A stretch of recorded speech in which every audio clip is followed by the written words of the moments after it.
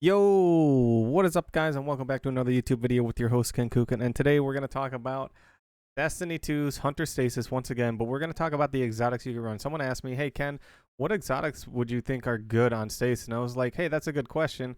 Let me discuss that." And I'll go through all three characters, not in one video, but I will go through all three characters in three separate videos of themselves. Now we'll cover the basics. Oh, these are overall exotics you can use for everything, and then anything that's specific to Stasis or that I think might perform a certain way for Stasis could be very well. Now, some of these exotics you'll have to take into account some of your substats. One of them I will cover will, revolve a little bit more around your mobility, but most hunters run high mobility. Why? Because Shade Step is granted based off of high mobility. Right now I have a 14-second cooldown. If I brought that up to 100, I would have an 11-second cooldown, which is actually, those 3 seconds could feel like a long time. But let's go ahead and cut to the chase and dive right in. So I don't know why Shinobu's vows are equipped there. Just ignore that. I have no idea when they got there. So first off, we're gonna come to the collections. We're gonna come to the exotics, and we're gonna take a look at these. Now, some of these exotics I do not have, which are the new ones. But rest assured, I will be able to, analyze them just as well. Because unlike certain weapons, some of the armor pieces you don't need to play with, and some of the weapons you don't need to play with, to kind of get a feel and know what they're going to do, right? So we have the Knucklehead Radar. Overall, solid, exotic. If you're, if you have a lot of awareness and you're always looking at your radar, or you can always, keep your eyes on what's in front of you or be in a gunfight and you can see your radar at the same time, Knucklehead Radar can give you that extra little edge.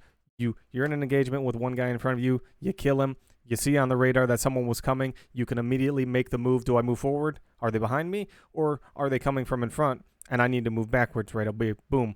And now you kind of already have a general idea of which way you should go once your first engagement's done. Bow Tracer, again, another general exotic anyone can use on the hunter, and it's good for all classes. Marks the target, buffs damage to low health, marks. Now, as far as I know, the buff has never been fantastic or phenomenal. Maybe in the beginning of D2. It's been a very long time. The exotic's been around for quite a long time. But the best thing it can do is it can mark targets, and you can see them through walls, so you can get ready to, aim down your sights when they go to peak. You can shoot them, get the drop on them, and move about your day. Assassin's Cowl does not work, as far as I'm aware, or I'm doing it wrong, with powered melee kills. I brought it into private matches. I don't know what the heck powered melee kills are at this point, so I think it's going to be powered melee kills are going to be like the uppercut on the hunter's arc staff, and that's all I know. I think it's strictly made for that class. I'm really not sure right now. Wormhusk Crown, a solid, good choice as always. Dodging gives you a small health and shield bump, so it increases your overall health for a little bit. Then we come down to the Mask of BAKRIS, or BAKRIS. Now, this came out this season. Instead of dodging, you shift teleport. Now, I don't have this. I've seen it used against me. I've seen it used, I've seen, it used from other person's perspectives when I'm watching streams. It seems like a very smooth transition for when you use it. It doesn't seem as weird, because when I've seen other people use it against me when I'm playing against it, they look as lost as I am when I first seen it. I was like, wow, where'd this guy go?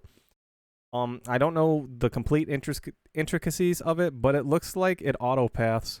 It feels like it autopaths, and I've seen people teleport up into the air. I don't know if they're like teleporting and jumping at the same time, or jumping at the end, and it looks like they, teleport back and up.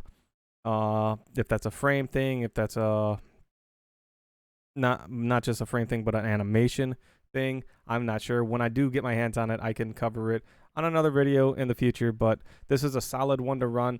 It does work with anything that says activated by Shade Step works. So the aspect for the hunter where you Shade Step and there's an enemy around you, you will slow them. You shift, you will slow them. It works with all of those Shade Steps, so keep that in mind. We can come on over here. Mechanier's Trick Sleeves. I don't see this too often. I've never used it myself. I'm not a sidearm fan, but you can, boost sidearms, especially when you're wounded. If you're a sidearm main, most of the people that run sidearms, I feel like, are running Stompies, and more on that in just a little bit. Then you got, Sealed, Amakara's Grasp, melee hits reload, equipped weapon, but if you want to just reload your weapon, you just run marksman is dodge and shade step reload, right? Why would you run an exotic unless you know you want to run the gambler's dodge and then melee them with something and then reload. Genova's Vow doesn't work. We got Aeon Swift. Dodging grants energy to nearby. Aeon Cultist, once again. This is not too many people run this. If your teammates are warlocks, you get grenade energy, Titans melee energy, dodge energy to hunters. Again, there is a place for that, but I mean, there's a lot of exotics in the game that are just they're in there, but you know, even when they came out and it was their prime time to shine, it was like meh. You seen a video on it because it was cool to put a video on it, and that was about it, right?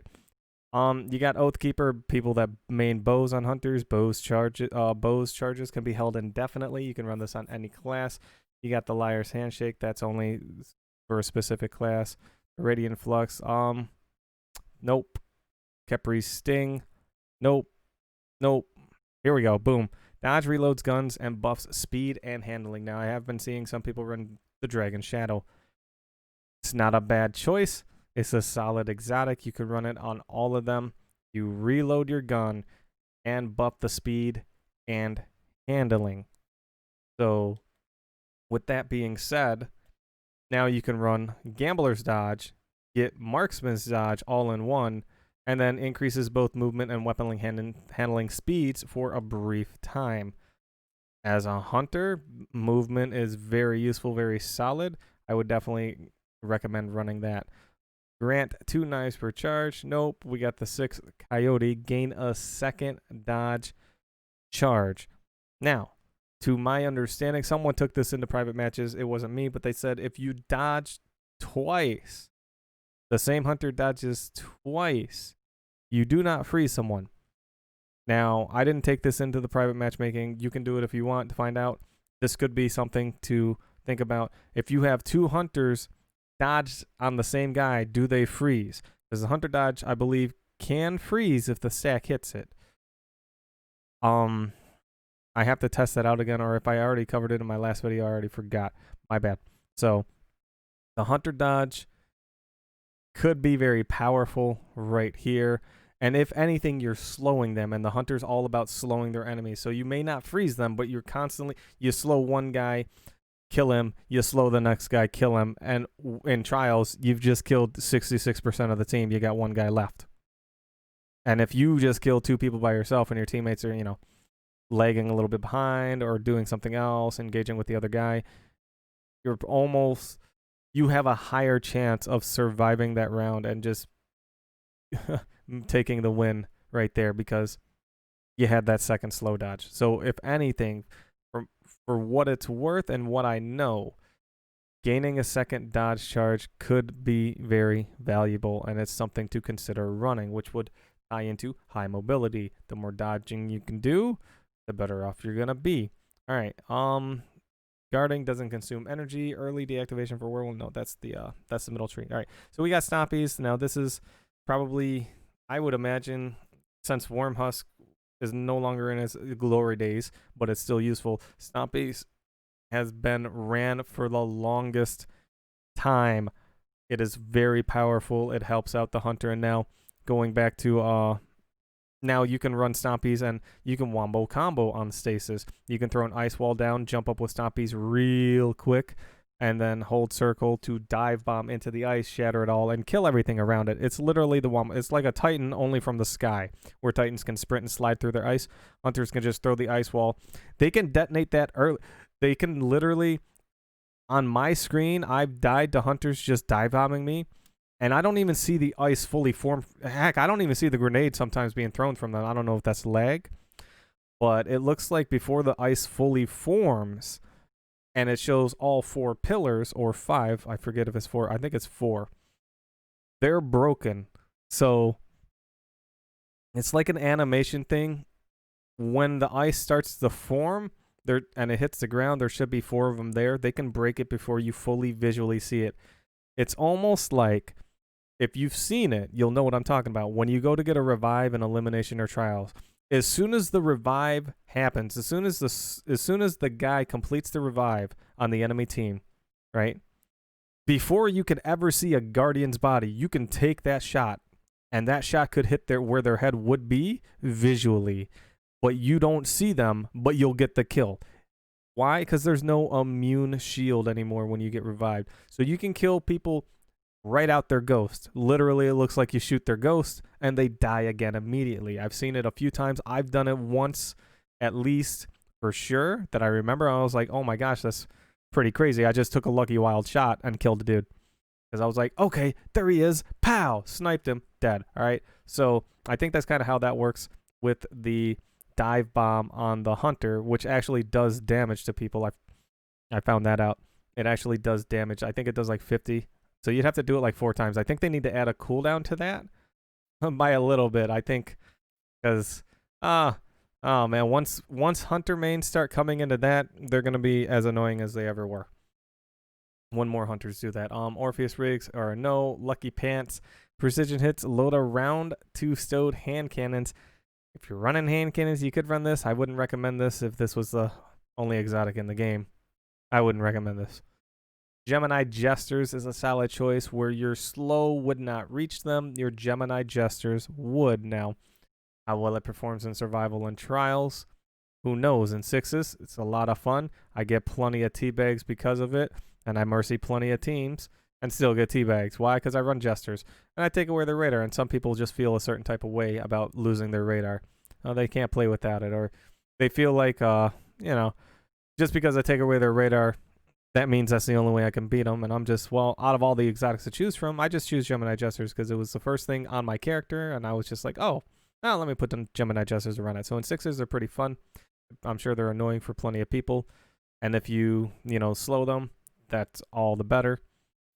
And if you don't slow them, you at least take away their radar, and you can make another play with something else.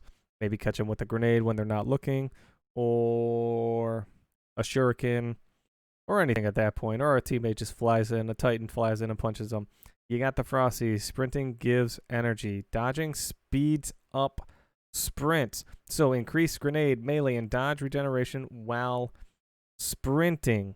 Dodging increases your sprint speed. This is something you could run too. I feel like less people runs Frosties than anything else out of all of the exotics. I'd probably play Stompies as the #1 exotic that hunters run.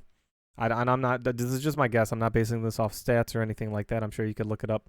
But Stompies followed by Wormhusk. Those are #1 and #2. After that, I've been seeing plenty of people run Dragon Shadow, and then Gemini Jesters, and the 6th Coyote. No, sorry, not Gemini Jesters, and then I have seen some people run Frosties on Stasis specifically. Now, Bombardiers is something to think about. I was considering running this at some point in time. You have high mobility, you get that 11-second dodge.